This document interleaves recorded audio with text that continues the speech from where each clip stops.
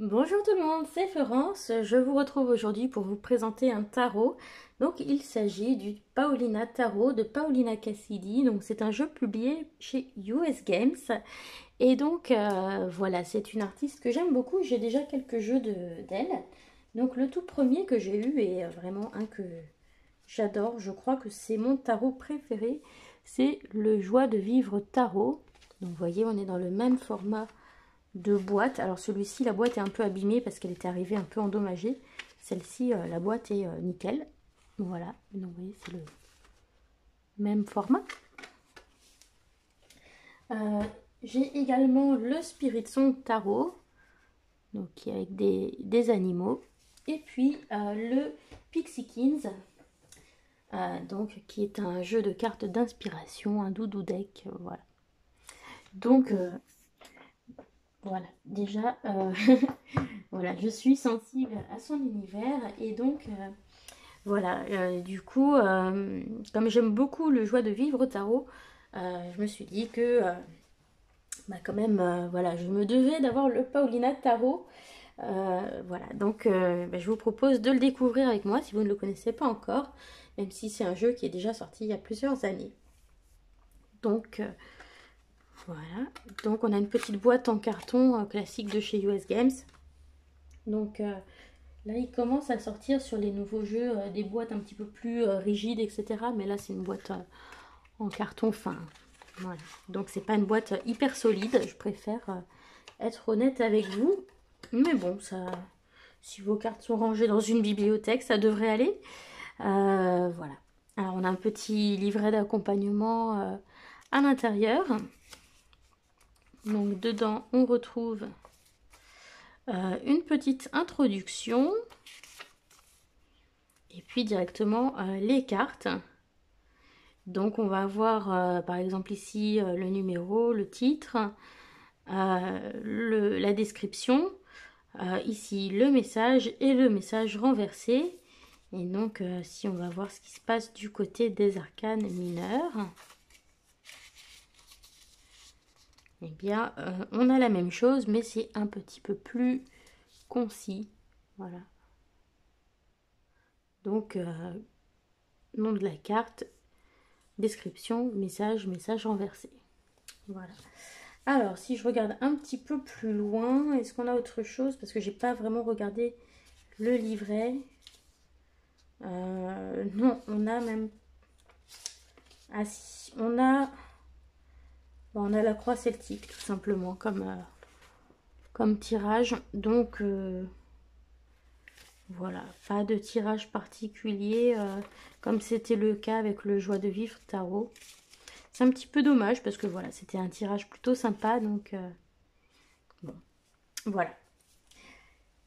Donc petit livret très simple, mais bon, vous avez les informations essentielles sur les cartes. Donc là, on a une carte de présentation.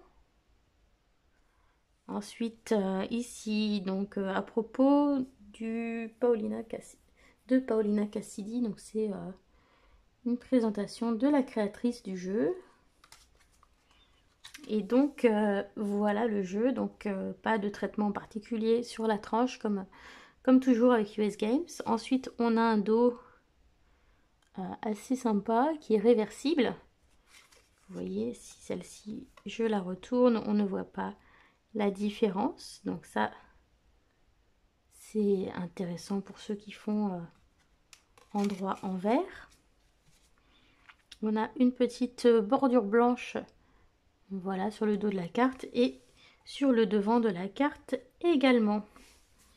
Donc je vous propose qu'on découvre tranquillement tout ça. Voilà, je vais essayer de pas trop bafouiller. Alors, est-ce qu'on peut grossir un petit peu? Voilà. Ça, on va essayer de bien voir les cartes. Donc le fou. Donc on retrouve la symbolique habituelle de la carte. Le magicien, qui est une magicienne ici. Voilà, donc on a beaucoup de choses qui se passent dedans, hein. faut vraiment aller chercher tous les petits éléments. Vous voyez, on a une coupe qui est par ici. Voilà, on a une baguette par ici, un bâton. L'épée, je ne sais même pas où, ici peut-être. On a un bâton, là on a un patacle et ici une épée. Vous voyez, donc il faut avoir de bons yeux quand même pour apprécier vraiment le Paulina Tarot. Déjà le joie de vivre était un petit peu chargé, mais celui-ci il est beaucoup plus. Donc il faut prendre le temps quand même de bien regarder les petits détails des cartes. Donc la grande prêtresse. J'aime beaucoup les yeux en fait, dans son espèce de robe. L'impératrice.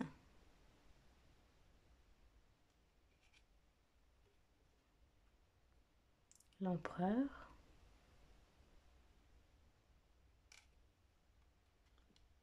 Le hiérophante. Donc, il me semble qu'on avait déjà une représentation un petit peu de ce type-là dans Joie de vivre tarot. Je vais essayer de le retrouver quand même parce que il me semble que c'était un petit peu ressemblant. Après, c'est un peu normal, hein, c'est la même créatrice. Mais il me semble que le concept était un peu le même. J'aimerais bien le retrouver. Et pas du tout en fait, non, c'est moi qui vous dis des bêtises. Bon, on avait quand même un personnage, vous voyez, avec des mains branchues, mais voilà. Et donc vous voyez quand même que le Paulina Tarot est quand même plus chargé que le Joie de vivre Tarot, hein. Ça se voit. Voilà. Alors, on continue. Donc, les amoureux.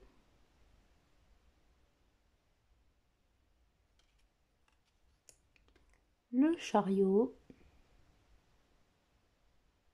Bien, les chevaux qui partent dans deux directions. La force, donc on retrouve sur la boîte. L'ermite. La roue de fortune. La justice. Vous voyez, ici on a la balance avec un cœur dans la balance.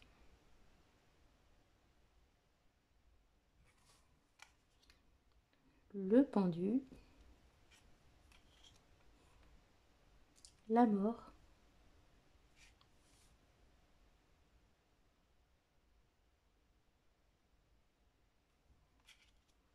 Tempérance. Le diable. Je trouve assez sympa.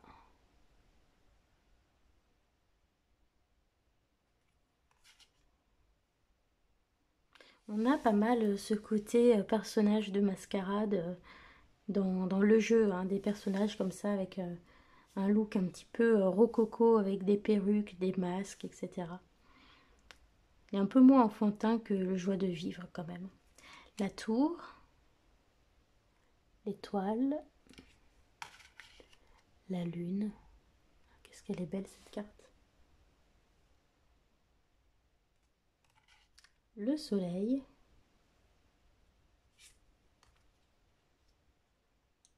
Le jugement. Et le monde.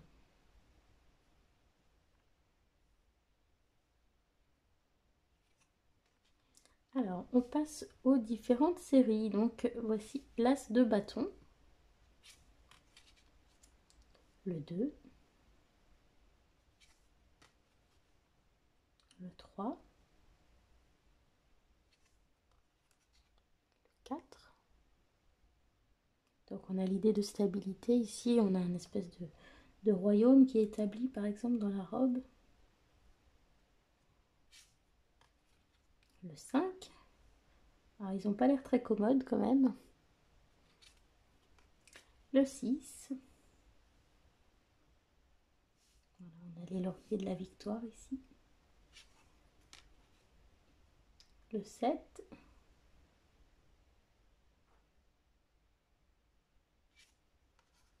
Un peu plus effrayant, je trouve, que le Joie de vivre tarot, qui est un peu plus, ouais, qui est plus léger, plus enfantin, mais celui-ci est un peu plus effrayant au niveau des petites créatures. Vous voyez, il n'a pas l'air spécialement très sympa.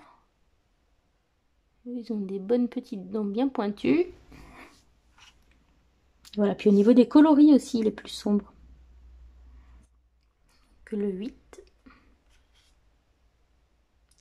le 9.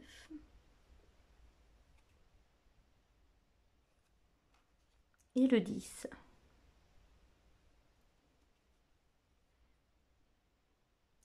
Alors je pense aussi qu'avec ce jeu, on va être un petit peu en fait dans un jeu d'ambiance, vous voyez, où il va falloir se laisser aussi porter par l'ambiance de la carte pour avoir le message. Alors le page de bâton, le cavalier, alors celui-ci, cavalier de bâton, je l'ai pioché avec celui-ci, puis le lendemain avec un autre jeu. C'était assez marrant.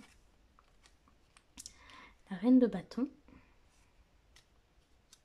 et le roi.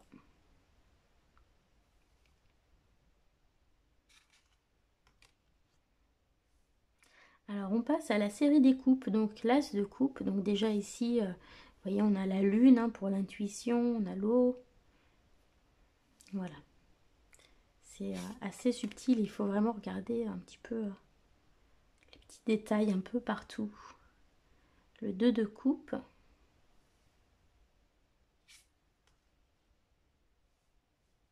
Le 3 de coupe.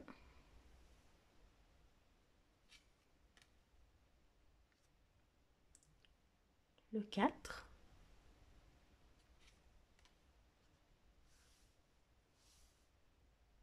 Le 5. Je vous montre.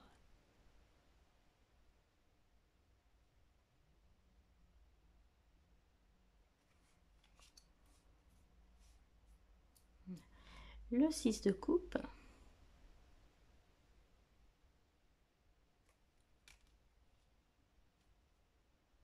Le 7.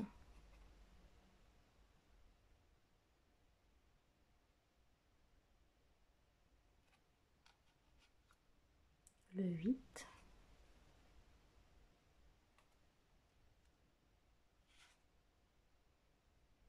Le 9.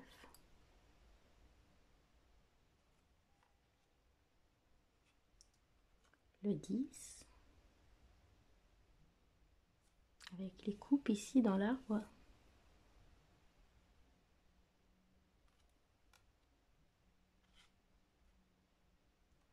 Le page de coupe.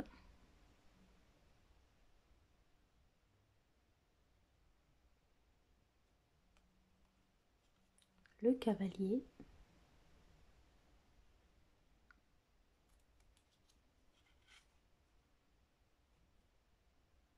La reine de coupe. Je crois que c'est ma préférée parmi les reines. Et le roi de coupe.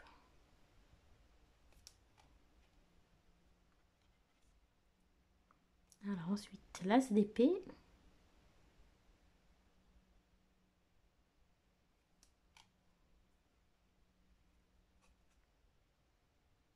Le 2.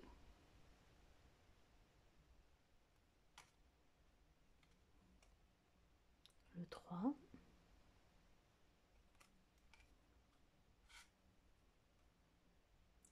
Le 4. Le 5.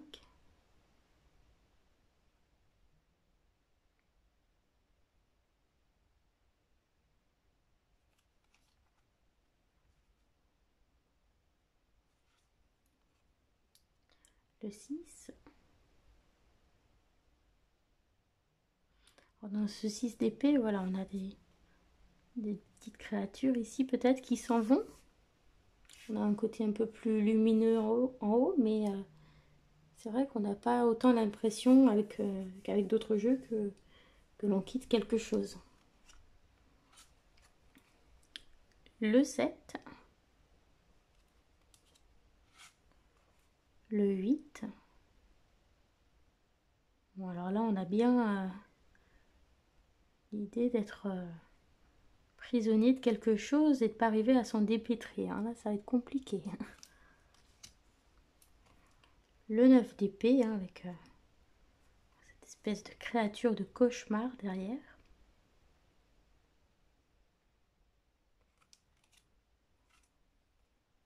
Le 10.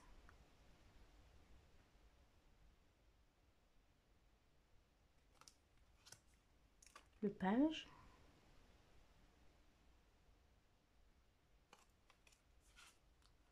Le cavalier. Alors c'est vrai que d'habitude on a une carte avec beaucoup de mouvements pour le cavalier d'épée. Et là, voilà, il est même pas, il est pas à cheval. Donc voilà, c'est pas un, ou pas en tout cas sur une créature en train de se déplacer. Donc ça va pas du tout être traditionnel hein, dans les représentations. La reine d'épée. Attention, elle a l'air, elle n'a pas l'air commode, il faut s'en méfier. Le roi d'épée.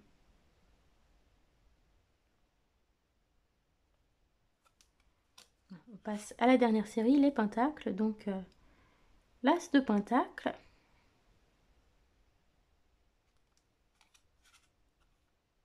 Le 2.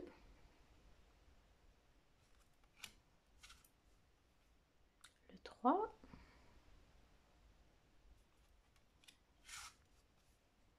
Le 4. Celui-ci, il est plutôt sympa. Le 5 d'épée aussi.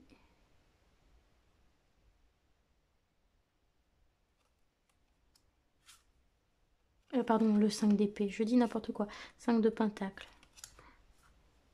6 de pentacle.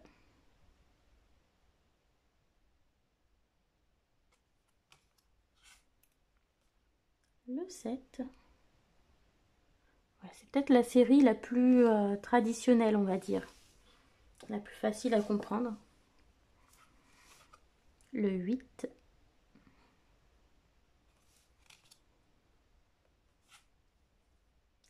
Le 9.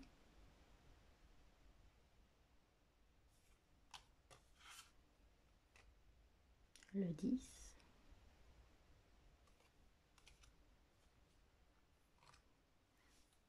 Alors, le page de pentacle. Le cavalier.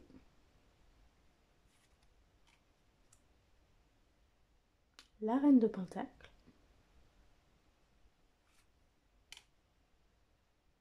Et le roi. Voilà. Donc ce que je vous propose de faire, eh bien, c'est qu'on mélange les cartes afin d'avoir un petit message de ce Paulina Tarot. Alors hop, je vais dézoomer un petit peu. Voilà. Donc au niveau du carton, ça se mélange très bien comme toujours avec le carton de chez US Games. Moi, c'est une qualité de carton qui me plaît bien parce que c'est assez résistant à l'usage. C'est pas trop épais, c'est pas trop fin non plus. Ça glisse bien, ça brille pas trop, ça marque pas les traces de doigts. Donc voilà, moi j'aime bien. Ça ne me dérange pas qu'on n'ait pas de dorure sur les côtés parce que évidemment bon, c'est joli mais on a plus de risque d'avoir des cartes qui s'abîment ou qui se collent entre elles si on a une dorure sur la tranche. Donc voilà. Moi je suis assez fan du carton de chez US Games. Je trouve que c'est un carton qui se comporte très bien et qui est agréable à l'usage. Donc on va voir quel est le message que nous adresse le Paulina Tarot. Donc on va prendre 3 cartes. On va prendre la situation à laquelle nous devons réfléchir.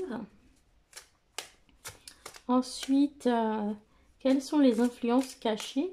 Et puis on terminera avec ce qu'il faut faire pour avancer vers ce qu'il y a de meilleur pour soi. Allez, eh bien on a déjà une carte.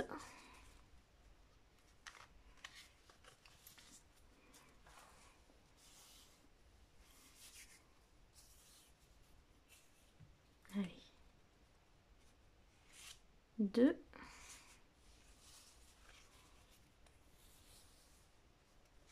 et 3. Voilà. Alors, je vais mettre tout ça dans la boîte. Alors, je vous avais pas montré l'ensemble de la boîte, donc je vais en profiter. Voilà, donc sur le devant de la boîte, c'est la carte de la force. Enfin, une partie de la carte de la force.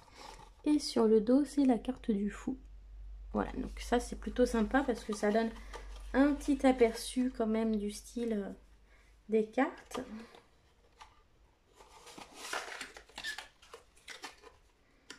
Alors, regardons ça ensemble. Alors, nous avons la force en ce qui est caché, donc c'est la tempérance.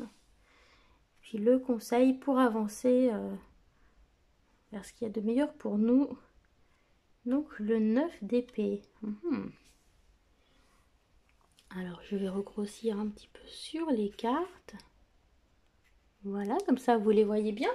Et je vais aller voir dans le petit livret, comme ça, je vous donne un petit aperçu. Donc, la situation à laquelle nous devons prêter attention, à laquelle nous devons réfléchir. Donc, c'est la carte de la force.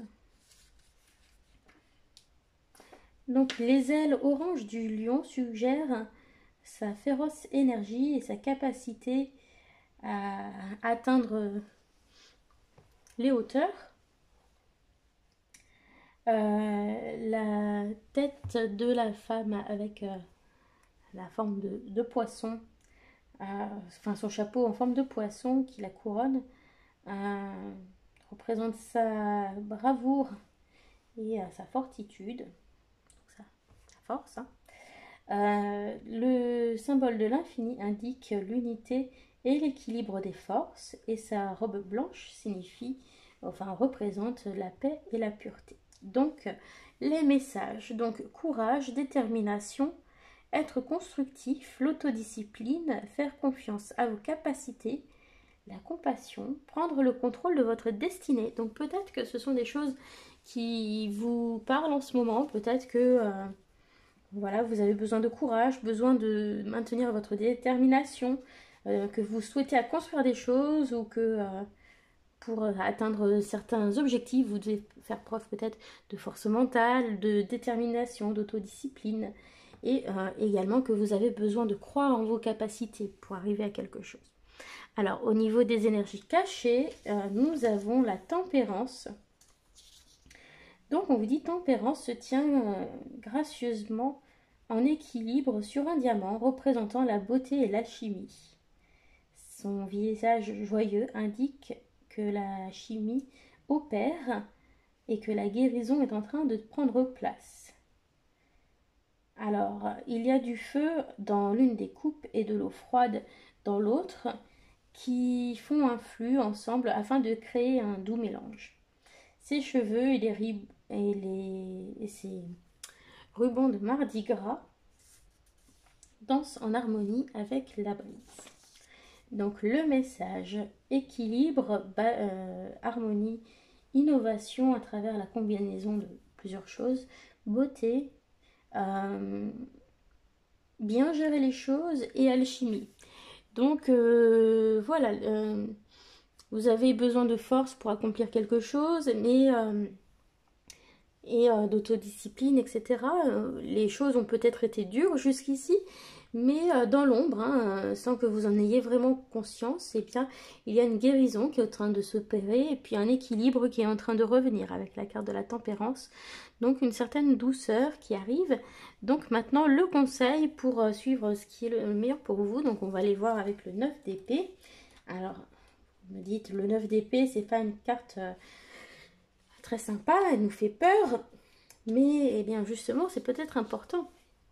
Alors une femme terrifiée s'enfuit pour échapper à une créature fantomatique de l'esprit du monde. Les 6 épées pointant vers le haut en direction de la créature agissent comme une défense contre ses peurs. Donc ça nous parle de peur intérieure, de mauvais rêves, d'anxiété, de doute, etc.